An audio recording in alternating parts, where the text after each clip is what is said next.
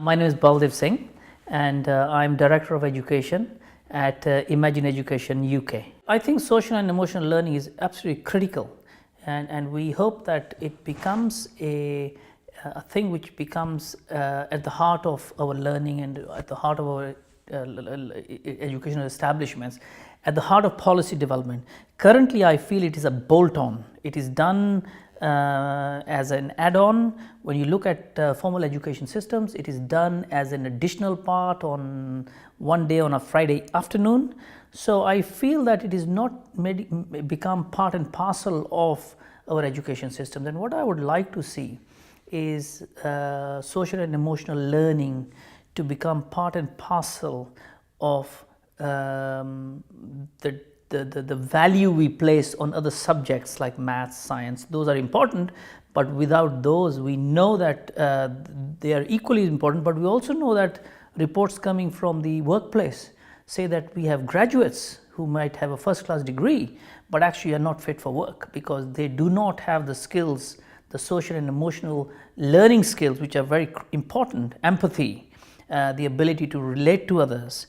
So I would like to see a shift in policy, but I think I would also like to see the emphasis shift from the current narrative is that teachers have to be trained to become teachers, how they are able to develop these skills in students. I think teachers' plates are pretty full. So I think it is important that teachers are trained, but we also have to be practical. So what we need to support teachers with are systems, tools which will allow them to recognize what skills students already have, because a lot of the students who are sitting in front of them already have these skills.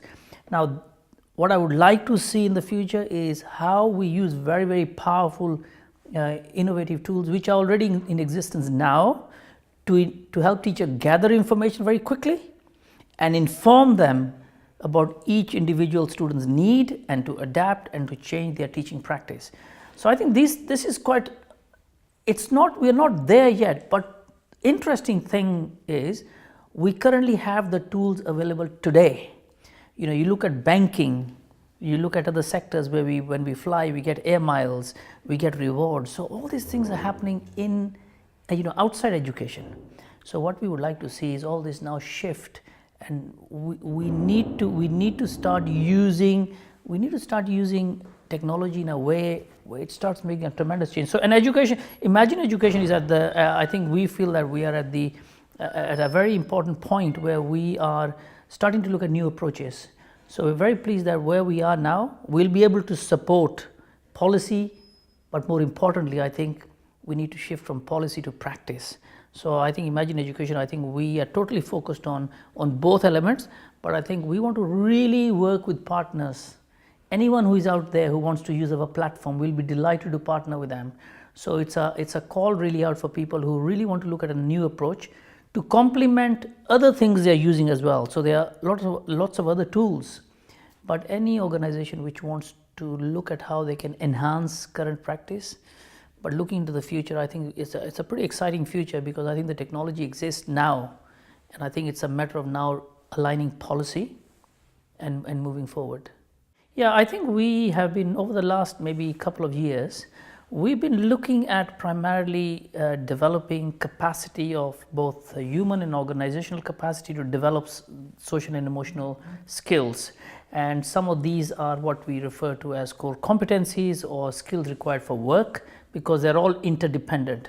So we have been interested in really looking at forms of assessment which we know are very powerful to inform practice. So at Imagine Education, our main focus over the last few years is to develop innovative approaches to assessment which can do three things, which can make any change to become systemic, any change to become scalable, but most importantly, any change to become sustainable. So we are looking at these three things, leveraging technology and coming up with very innovative approaches to develop systems, tools, processes which will allow us to really start measuring and looking at some of these behavioral changes over a period of time. So we are interested in looking at what happens to some of these behaviors? Can we track them?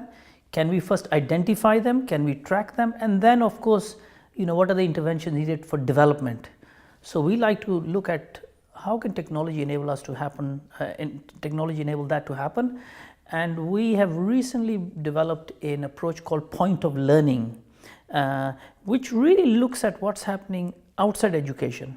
So it was inspired by some of the work which you see what is happening in our current lives. Point of sale, when you buy something, you use a credit card, you buy something, there's a transaction, but a lot of data is collected by the bank, which allows them to support further information, how they can serve you better. Advertisement is probably one of the sort of things you probably get very annoyed about, but it's all about feedback.